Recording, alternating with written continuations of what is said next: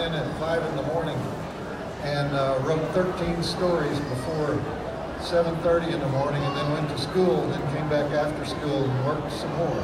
And so that's where I learned to write, was at the Arkansas Democrat, still there, Capitol and Scott, that building. And I would come there every morning at 5 o'clock, and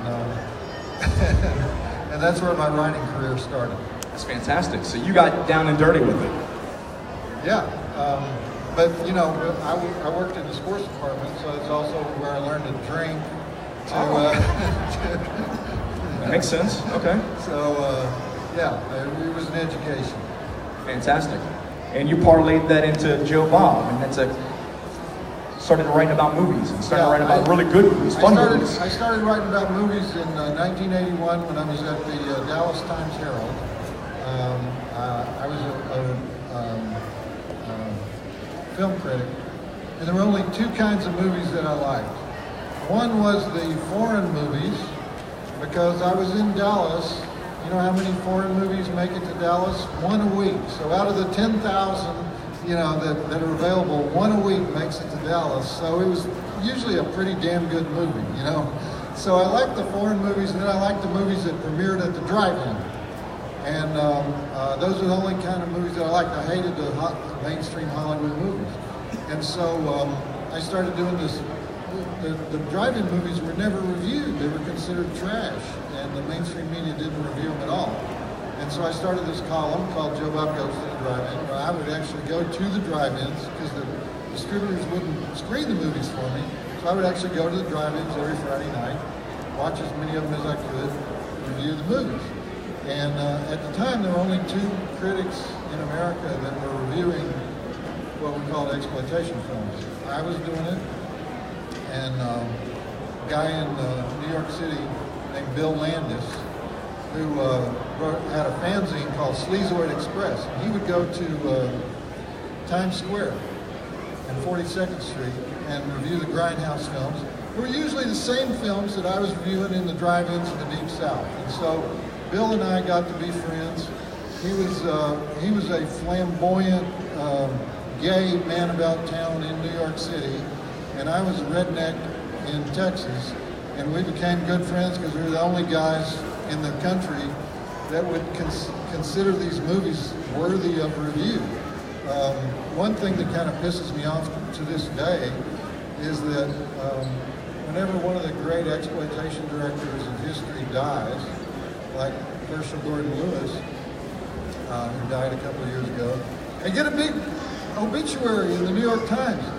The New York Times ignored his movies his entire life, never reviewed a single one of them. He dies, and suddenly they do an obituary. You know, he doesn't even get to see it. You know, that's a shame. And so, well, it's like hypocrisy. And so, but that's the world that that I was in. In fact, I was often accused of, you know, championing pornography. They would say it's the pornography of violence, you know, and it shouldn't be reviewed, it shouldn't be taken seriously. So, but that's how it started, the early 80s, and then I started doing it on TV, and then, you know, did a show on the movie channel, and then did a show on TNT, and then I took 17 years off from TV. But now you're back. And then we did a show. They approached me to do a show this summer on Shudder, and they said, "What do you want to do?" And I said, "Well, we're going to do something. You know, let's go big."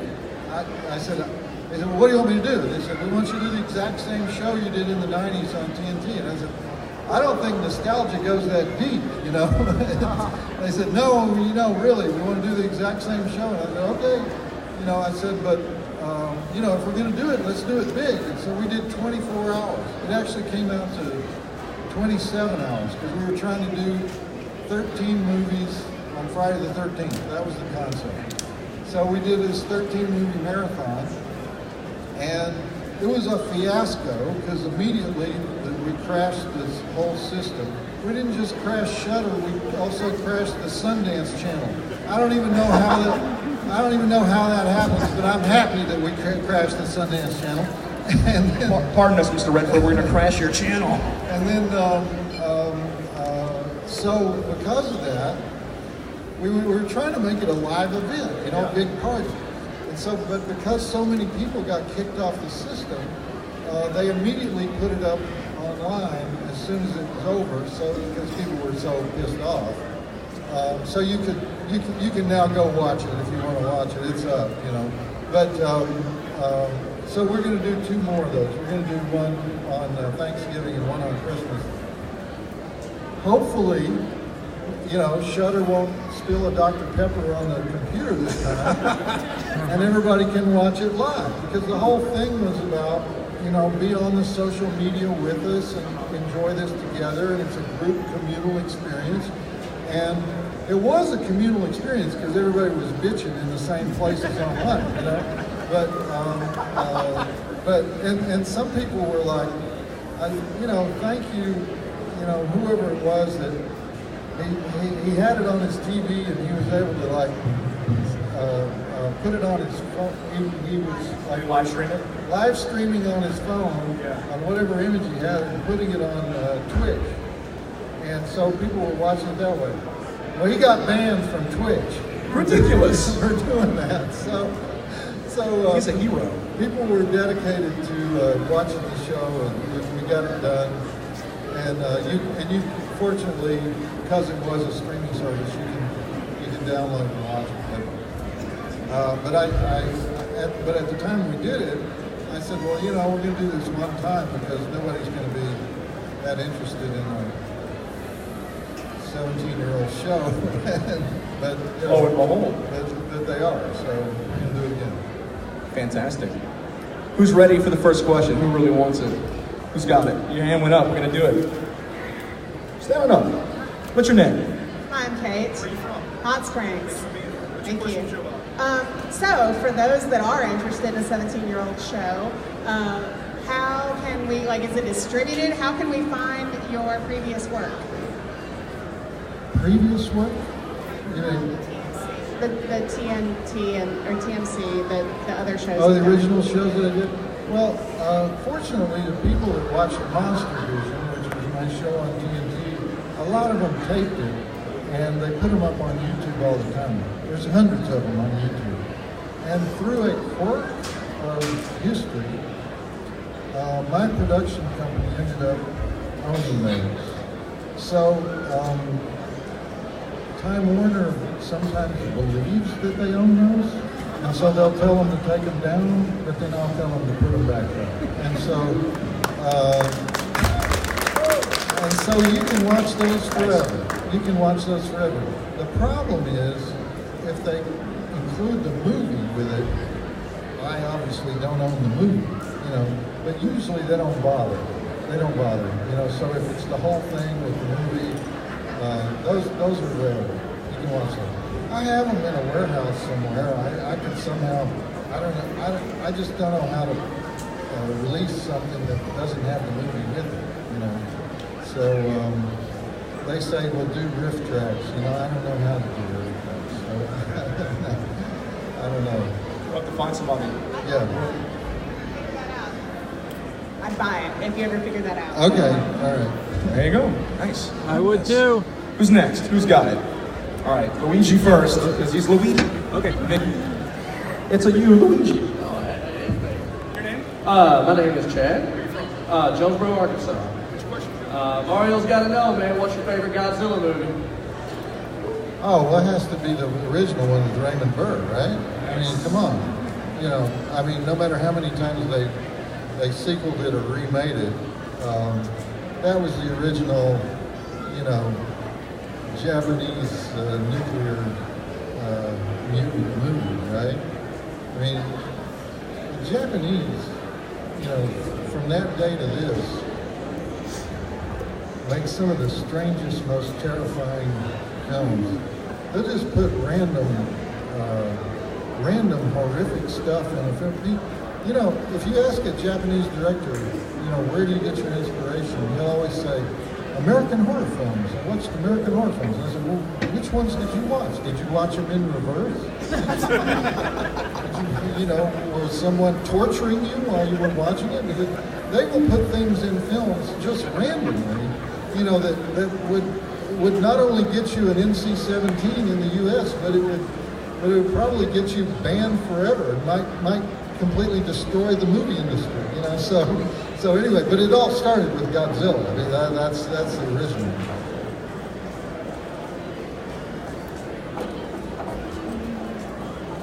It's all good. Who's got the next one? There you go. Awesome. Say that, man. Oh, look. Check this out. Yeah. He's got the TNT MonsterVision on there. Legit. I won this when I was a kid, so it's a miracle that it still fits me. What's your name? My name's Ryan. Where are you from, Ryan? Cherokee You Village. won the MonsterVision Caption contest, right? Yes. Right. I'm Cherokee Village, Arkansas, and I've been waiting to meet Joe Bob my whole life, so this is a miracle for me. I'm glad to be here. It's amazing. Well, thank you for coming, Ryan. It's awesome. How long's that drive from Cherokee Village? About 3 hours. Okay, well that's devotion. Yeah. Yes, sir. I would have drove 5 if I had to, but it didn't matter how long. Which question? Question is, what's your favorite non-horror film, and what was the best time during the movie channel? Your favorite time? Who's your favorite host? Your co-host, I mean. My favorite guest? Yeah, co-host. Favorite non-horror film? Okay. And favorite co-host you've had? Okay, favorite non-horror film would probably be This Is Spinal Tap, which I can watch that as many times as I happen to see it. You know, I never get tired of Spinal Tap. Co-host, I never really had a co-host, but I had many guests. Yes, yeah, I'm a Sort of guest. function that, I'm you a know, guest. That would sort of dominate the segment, you know. I would have to say Lance Henriksen, because Lance rarely gave interviews at the time and was not considered a very open guy, and he spilled on that show, you know. So it was I would say that was one of the best interviews we ever did. I mean, some of the weirdest ones. You know, Gary Busey was an insane man. I mean, he was insane on camera and off camera. Sally Kirkland was insane on camera and off camera. I mean, so when people say what their favorite segments are, they always say those insane ones. But those were not fun for me. But I was always an admirer of Lance Henriksen, so I would say that was. I love character actors. I would try to get as many character actors on as we could. We usually didn't have movie stars, but we'd have the character actors.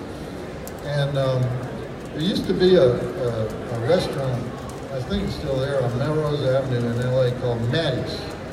And if you went to Maddie's, every Tuesday night, there would be all the character actors, all the male character actors. Occasionally Shelley Winters would also be there, but all the male character actors in LA would be there. And it'd be Robert Forster and Fred Williamson and all these tough guys, all these the guys played mafia guys, and they beat people up all the time. And the reason they went to Maddie's every Tuesday night is it was open mic night, and you could sing Broadway show tunes. And so you would look over, and there would be Ed Lauder doing "All of Me." Why not take all of me? You know, so all these tough guys would be. They really wanted to be singing and dancing and doing Broadway show tunes and all that stuff. And I always thought that was funny. But I would go to these spaghetti dinners, and Robert Forster was always sort of the organizer of it. And I just love these guys, because no matter how many great movies they're in, no matter how many great roles they do, they've still got to go audition for the next one. No one's giving them any jobs. And they hang in there day after day, year after year. They often want to quit, but they continue. Henry Silva, if any of you know Henry Silva, he was always there. So I love character actors, and I would try to have them on the show whenever we could. Ever interview Michael Bean? No. We gotta make that happen. Who's next? Who's got the next question? I see you. Your hand is up. You're ready. Come hang out. Come see me. Come on. Come hang out. How you doing? What's your name? Arkansas. Do you like dinosaurs? That's a good question. Do I like dinosaurs? Yeah, do you like dinosaurs? Like in a fun way? Yeah. Yeah, I like dinosaurs, yeah. Give it up. That's a good. Is that a good answer? Good answer. Good question. I like it. Whoa, bam, bam, Ray bam. Harryhausen dinosaur. You got a question? Come on through. What's your name? Michael. Where are you from? Bahamas. Thanks for being here. Which question, Joe? Joe, I remember over the years when you doing MonsterVision, you mentioned a few times about how Texas Chainsaw Massacre gets blacklisted from the basic cable. What do you think how things are now when you're seeing the movies that they're just as, worried, I guess you would say, versus how they were, then? Yeah. The Texas Chainsaw Massacre was on the Too Grisly for Cable list. I mean, when I was doing the show on the movie channel in the 80s and early 90s, there was this list of movies that we couldn't show. Now, it was a premium channel. There was not a commercial channel. It was like you had to pay $10 a month to get it. And so you wouldn't think that they had censorship rules. But you couldn't show Texas Chainsaw Massacre, you couldn't show I Spit on Your Grave, you couldn't show Demons. There was this list of movies that were considered too intense for whoever watches the movie channel. And come on, if you had the movie channel, that was the 4th premium channel. You already had HBO, Showtime, and Cinemax before you would even think about buying the movie channel. And so we were that far down the scale, and they still wouldn't show Texas Chainsaw Massacre. So, it stayed on that list, and it was banned pretty much for 25, 30 years. When the remake came out, then it became okay to show the original. I don't know how that works, but that's what happened. And as the other remakes came out, they made the remake of Texas Chainsaw came out, and the remake of The Hills Have Eyes came out, the remake of Amityville came out. What that did, oddly enough, is it freed up these earlier movies that were considered horrendous, But really, for years, when a congressman would want to talk about how depraved the country was, he would use the Texas Chainsaw Massacre as the main example. But no, it's totally different now. They don't have rules like that. Good. They should have showed it. They really should have showed it. Who's got the next question? Where are we at? Who's got it? No one has a question. Oh, there you go. Hi, sir. What's your name? Where are you from? Arkansas. How did you go about picking what was shown on MonsterVision?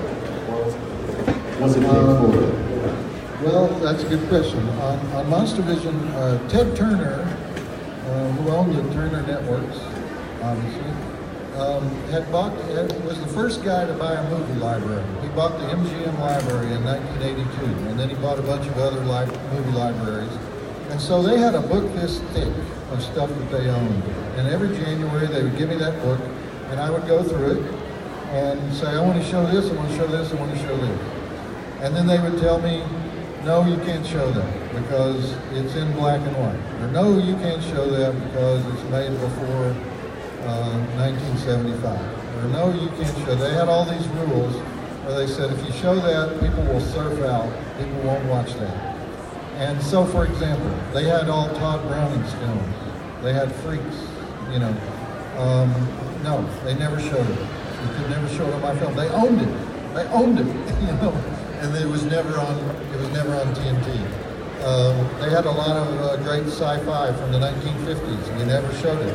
The one time I got them to show it is we showed Alien and It, the Terror from Beyond Space back to back so that I could prove that Alien was ripped off from It, the Terror from Beyond Space. It's the exact same plot.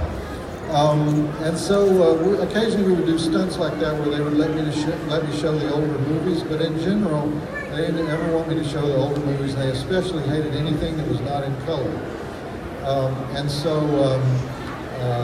So yes and no. They would take about 20% of my suggestions, and then they would come and beg me to show stuff that they couldn't put anywhere else on the network. Joe Bob, will we show Howling 7? Yeah, okay. You know, Joe Bob, will we show Super Beast? Yeah, okay. You know, so we showed these horrendous movies.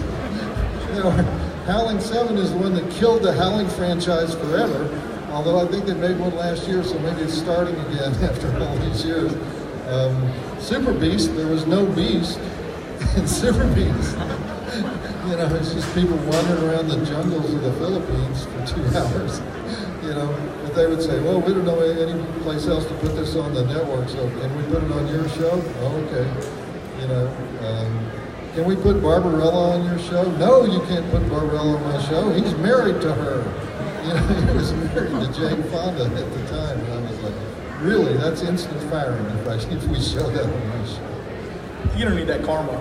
You know what I mean? You don't need that in your life for that. You don't need to be fired. Who's next? Who's got the next one? Where we at? All right. I can already tell you got a good one. What's your, okay, first off, have you ever seen Kenda Drive-In in Marshall, Arkansas? It's quite scenic. And second, what's your favorite drive-in that's still around? No, I have never been to the drive-in in Marshall, and that's odd. I'm trying to picture it in my mind, but now I want to see it, you know. I have been to the Apache drive-in in Tyler, the last X-rated drive-in, is still in operation in America. And that's just, you know, I tell people that and they don't believe me. There's an X-rated drive-in still in operation in Tyler, Texas, and people don't believe me, but it's true. Still operating. There's one in Montrose, Colorado that has a motel attached to it. You can actually stay in the motel room and watch the movie through the window of the motel room. They pipe the sound into your room. That one is really cool. There's one in Vineland, New Jersey, that is just a classic 1950s drive-in. I mean, just down to the smallest detail. Boy, but there are quite a few good ones. There's one in Mahoning, Pennsylvania, that's a wonderful old retro drive-in. There's one in Ennis, Texas, the Galaxy Drive-In. They have like 7 screens, but they're like, you know, one of them's off in that pasture over there.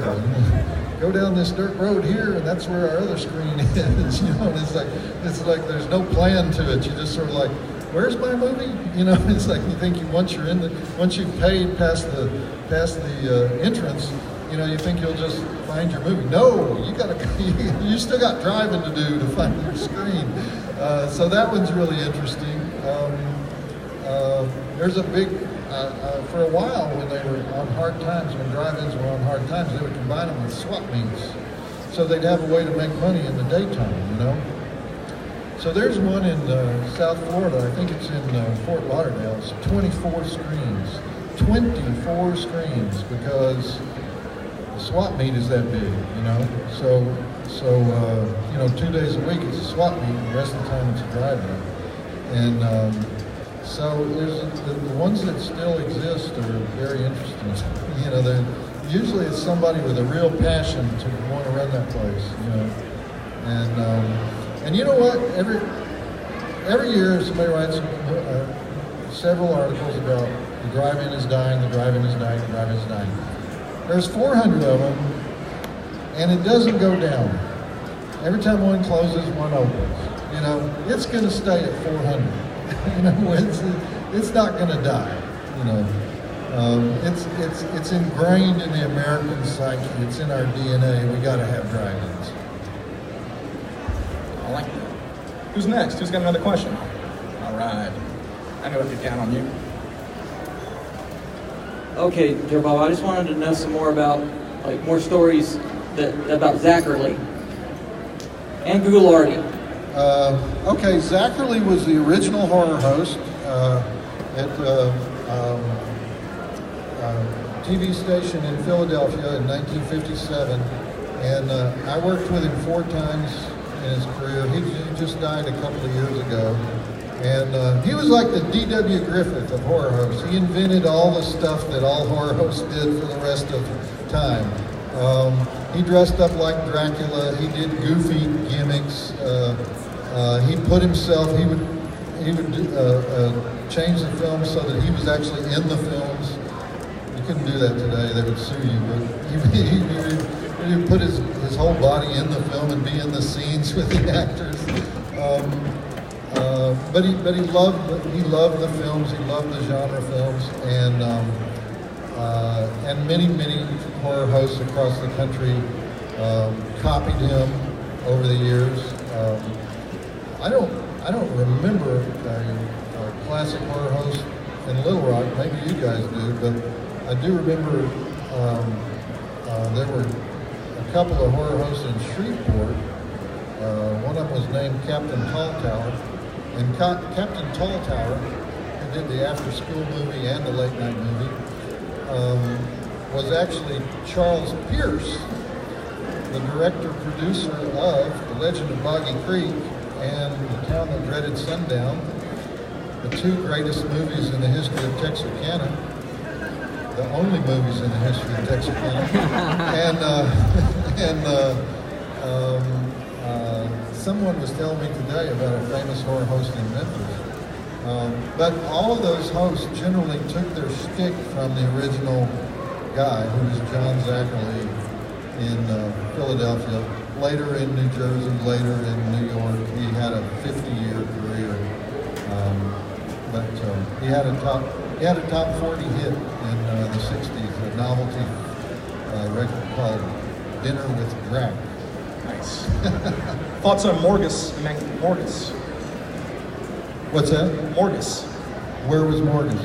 I think in New Orleans, I think. In New Orleans, okay. There was Ghoulardi in Cleveland. Sven Gulli, I think, is one. Sven Gulli. There have been 3 or 4 Sven Gullis. But Ghoulardi was a guy in Cleveland. A guy named Ernie Anderson was his real name. He was the voice of the ABC network later. You know, the guy who says "love." That guy. He was originally Ghoulardi, the horror host in Cleveland, and many years after he quit doing that, I got him to put on the makeup again, like 30 or 40 years later. Do we have his photo somewhere? And he was on my show, and he had butterflies. He was nervous. he was afraid he wouldn't still have the Ghoulardi, spirit when he went out. I thought that was cute. So, but there were a lot of great ones. Yeah. Who's got the next one? Luigi. I'm here. Here we go. Good, man. How are you? We asked earlier what your favorite Godzilla movie was. Well, was there ever a movie that you showed on MonsterVision that made you just step back like, this is the worst thing I think I've ever seen in my life, like Attacking the Killer Tomatoes or something? Well, I've already mentioned it. The Howling 7 was, which they retitled many times. I think if you go into video stores, it's not available on DVD, but it was available briefly as a VHS tape. And they called it The Howling New Moon Rising. So if you see The Howling New Moon Rising, that's the same as The Howling 7. Possibly the worst movie ever made. I mean, the fact that it was so bad, we were able to show it and talk about it with such, open-eyed amazement that people became fascinated with it and started writing in about it. And we had to show it again, just to make sure, just to assure people that it really existed, because they would hear about it from their friends and want to talk about it. But it was filmed in a city called Pioneer Town, California.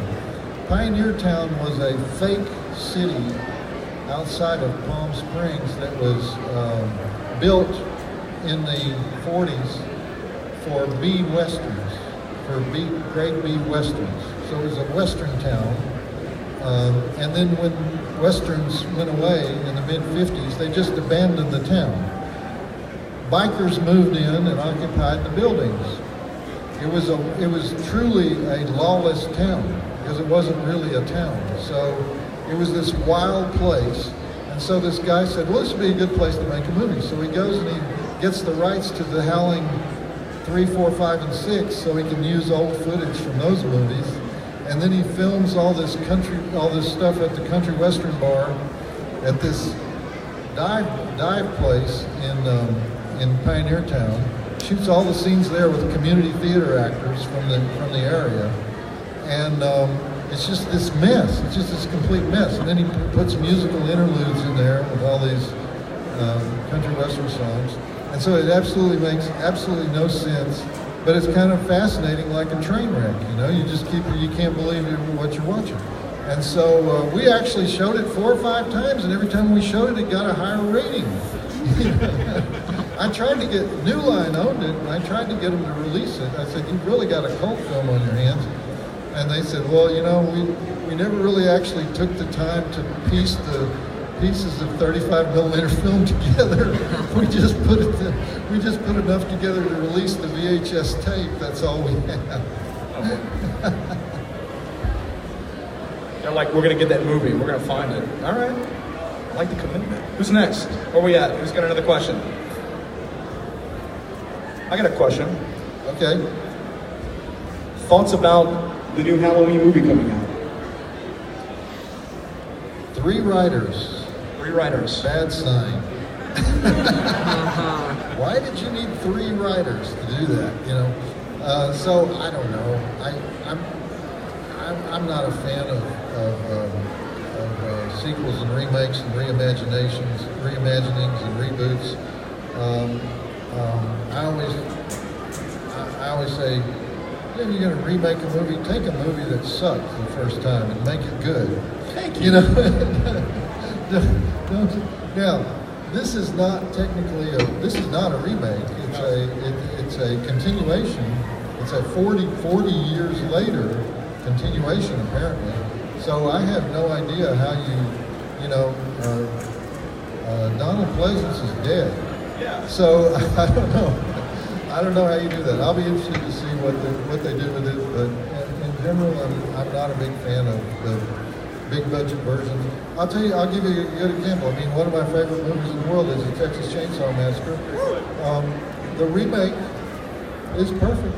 I mean, there is nothing wrong with it. It's got great acting. It's got great cinematography. It has great direction. It has a great story. It has a great plot. It's well done. It just doesn't affect me the way the original one did. I don't know why, because it's really well made. You know? But there's just something about the gritty nature of the first one that made you think maybe a maniac actually made this movie. You know, that it did not have in the remake. So even when they do a really, really good job, and they're to be commended, you know, because you're taking a classic and you're doing it well, it just doesn't, they don't move me in the same way. You know, they don't affect me in the same way. They don't scare me. Another horror franchise, or horror, but what do you think of the Purge series? What's going on with that right now? They're really out there right now. They're doing the TV series. What are your thoughts on that when you first saw it? Which series? Purge? The Purge.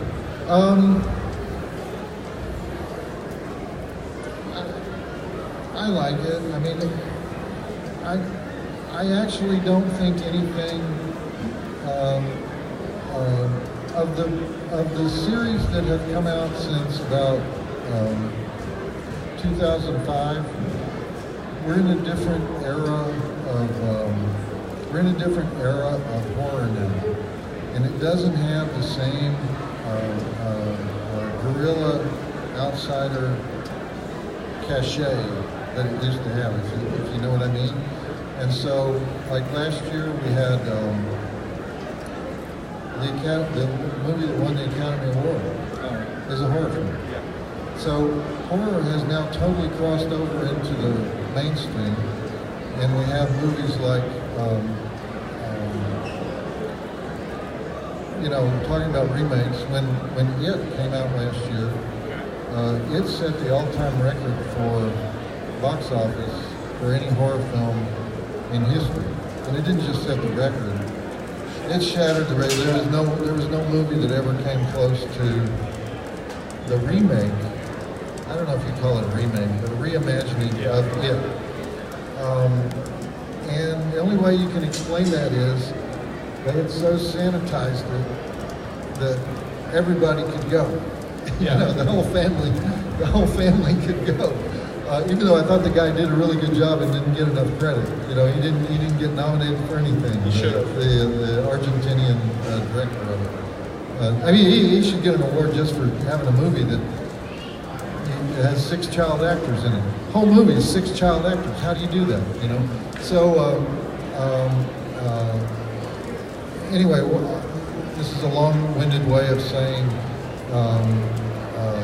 The classic movies that I talk about are truly, they were truly revolutionary, and your mother didn't want you to watch them. You know, now we're in like a different era, and I've got to kind of come to terms with, you know, what are we going to say about, you know, movies that family horror movies. That's what we have now. We have family horror movies. You know, it's like I'm trying to get my head around it. It's a good response. Thank you for that. It's good. Who's got another question? Where we at? Yeah. You're my VIP right now. With you as well. Like, you guys are the best. Are you a fan of Lucio Fulci? And if so, what's your favorite Fulci movie?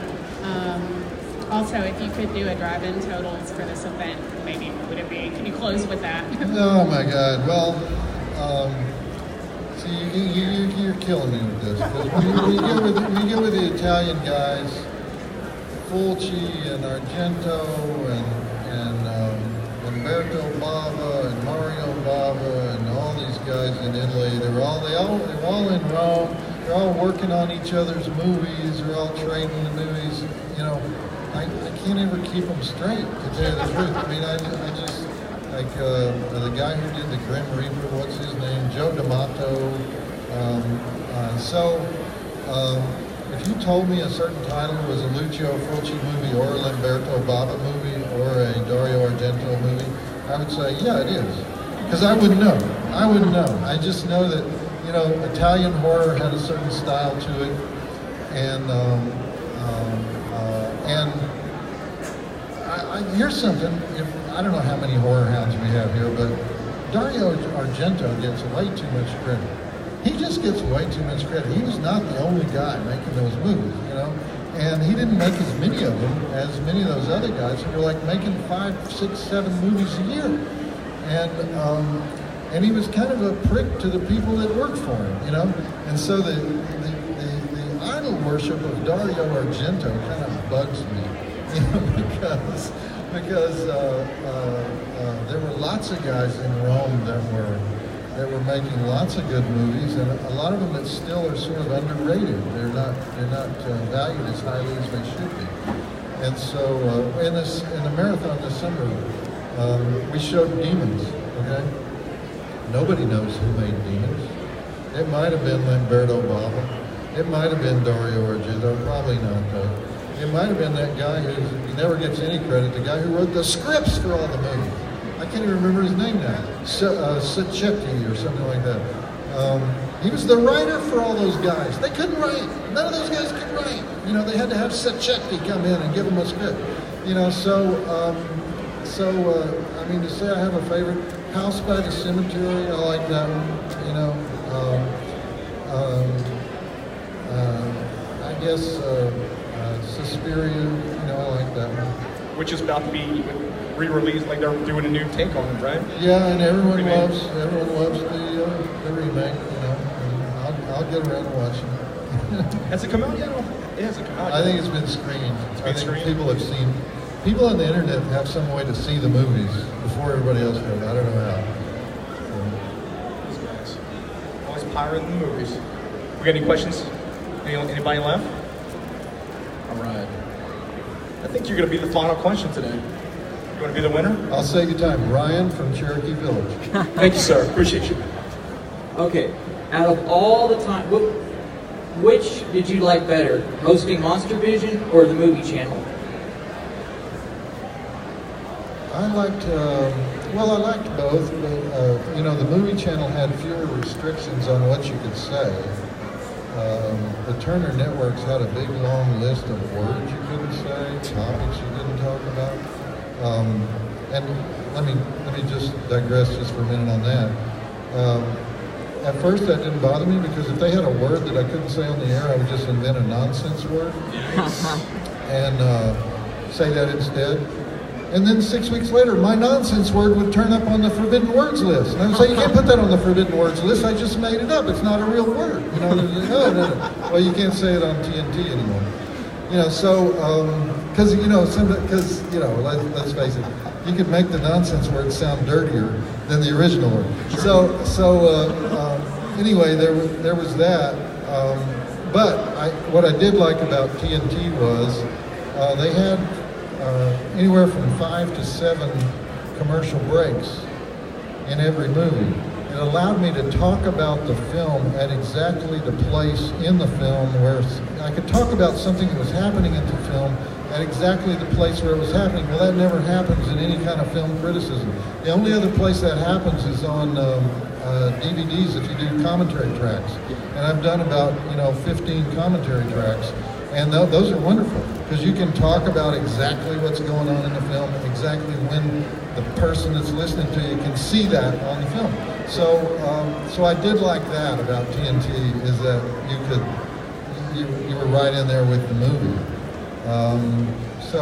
But otherwise, see, I didn't know anybody was watching because when you're doing a show like that in a concrete room with 10 guys, you know. And so, and on a network that doesn't care whether you live or die. You know, they're just, one reason the show people like the show so much is that we didn't have any time limits. They just said, just be done by 6 a.m. Yeah. Just be done by 6 a.m. So so at every commercial break, I could talk for 30 seconds, 5 minutes. They didn't care as long as we were done by 6 a.m. So we didn't have any time limits on anything we did. And so we could just do anything we wanted to do.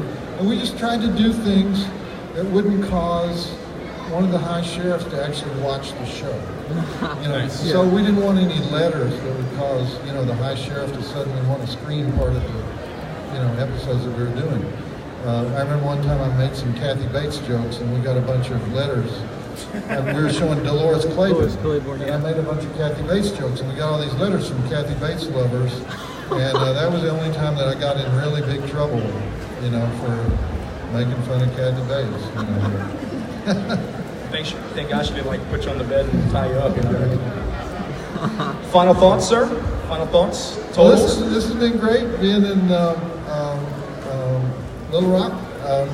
They had a horror convention here in 2005 that was put on by Full Moon Entertainment. And they didn't get nearly this kind of turnout. So congratulations to the organizers of Arkansas Comic Con because thank you. You guys did a great job of promoting, getting the word out, finding the misfits of the world who like genre things that make us come together. And this has been a wonderful event. I mean, I've only been here 3 or 4 hours, but I can already tell everyone is excited to be here and having a great time. And I'm enjoying meeting everyone that's coming over to the table. So. Well, thank you. On behalf of ABC Conventions, thank you for being here. And this was fantastic, and it's an honor to meet you. Y'all give it up for Joe Bob Briggs, y'all. Seriously. Thank you so much. Make sure you stop by his table. He's going to be here. He's got some stuff to sell over there, so definitely go by and get questions. Thank y'all.